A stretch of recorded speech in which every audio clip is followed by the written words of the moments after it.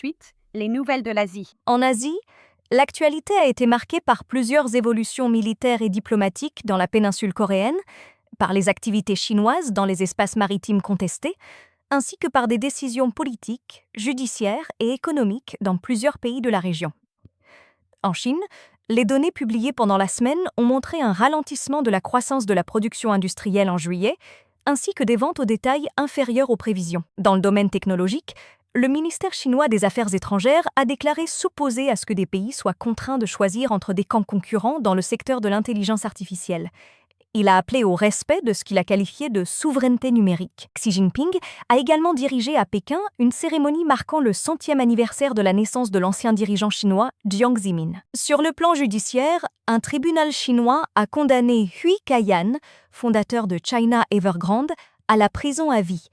Il avait plaidé coupable à 8 chefs d'accusation, notamment pour fraude, corruption et utilisation abusive de fonds. Evergrande a également été condamné à une amende équivalente à environ 1,3 milliard de dollars et la confiscation des biens de Hui a été ordonnée. Le lendemain, un tribunal de Guangzhou a accepté une demande de liquidation judiciaire visant Hengda Real Estate Group, filiale continentale d'Evergrande.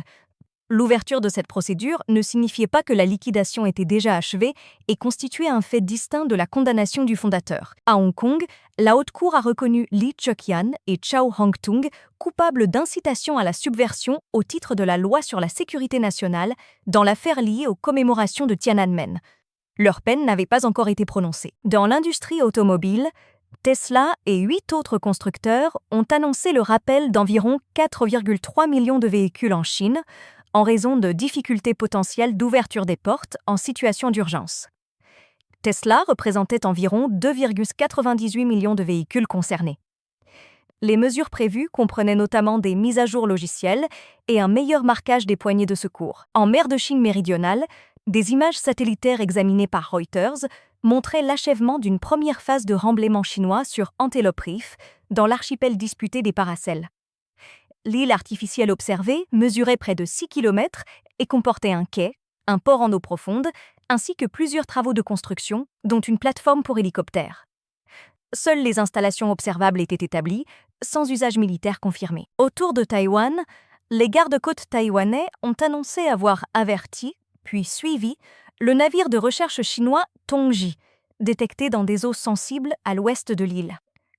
La qualification de provocation restait attribuée à Taïwan et aucune activité d'espionnage n'était établie. Le gouvernement taïwanais a par ailleurs proposé une augmentation de 18% de ses dépenses de défense pour 2027.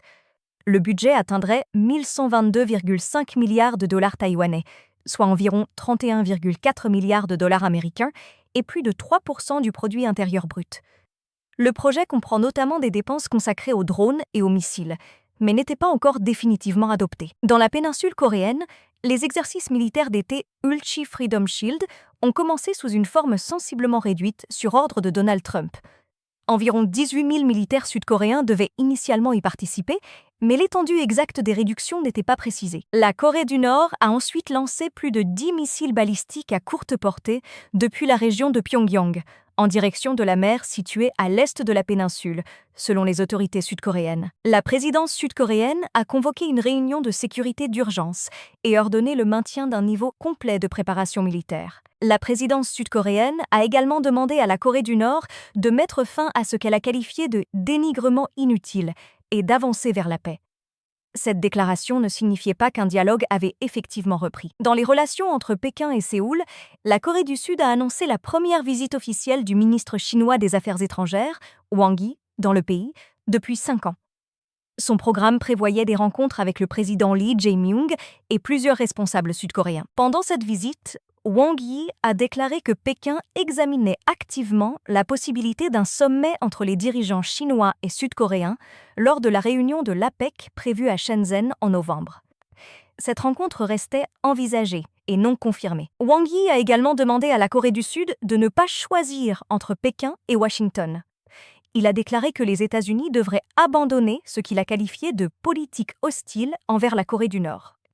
Ces propos constituaient la position exprimée par la Chine. La Chine et l'Indonésie ont par ailleurs convenu de renforcer leurs relations militaires ainsi que leurs échanges dans les minerais l'énergie et les technologies. En Indonésie, le bilan actualisé du séisme survenu dans la région de Flores a atteint 71 morts, près de 1200 blessés et plus de 59 600 personnes déplacées. Environ 11 900 habitations et 1100 bâtiments publics étaient également signalés endommagés. Un autre séisme, de magnitude 5,9, a ensuite été enregistré dans la même région, à une profondeur de 10 km. Aucun bilan humain ou matériel n'était fourni, et aucun lien avec le précédent séisme n'était établi dans les informations disponibles. Toujours en Indonésie, les autorités ont arrêté 10 ressortissants birmans à la suite d'une saisie de méthamphétamine liquide. Ces arrestations ne constituaient pas des condamnations. En Inde, le gouvernement a signé avec General Atomics Aeronautical Systems un contrat pour louer 2 drones MQ-9B Sea Guardian, destinés à la marine indienne.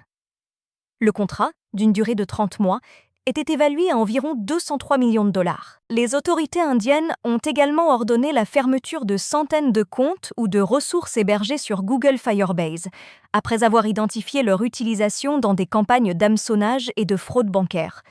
Au moins 57 sites ou bases de données avaient fait l'objet d'ordres de retrait pendant le mois. Les avis gouvernementaux ne mettaient pas en cause la responsabilité de Google dans ces fraudes. Au Pakistan, l'ancien Premier ministre Imran Khan a été reconduit en prison après une visite à l'hôpital plus courte que prévu. Les circonstances médicales restaient limitées aux éléments confirmés par le porte-parole de son parti. En Australie, une ressortissante russo-australienne devait comparaître après avoir été inculpée d'ingérence étrangère. Les autorités l'accusaient d'avoir tenté de transmettre des informations militaires ukrainiennes. Cette inculpation ne constituait pas une culpabilité établie. Enfin, au Japon, l'indice des prix à la consommation hors produits alimentaires frais a progressé de 1,8% sur un an en juillet, après 1,6% en juin.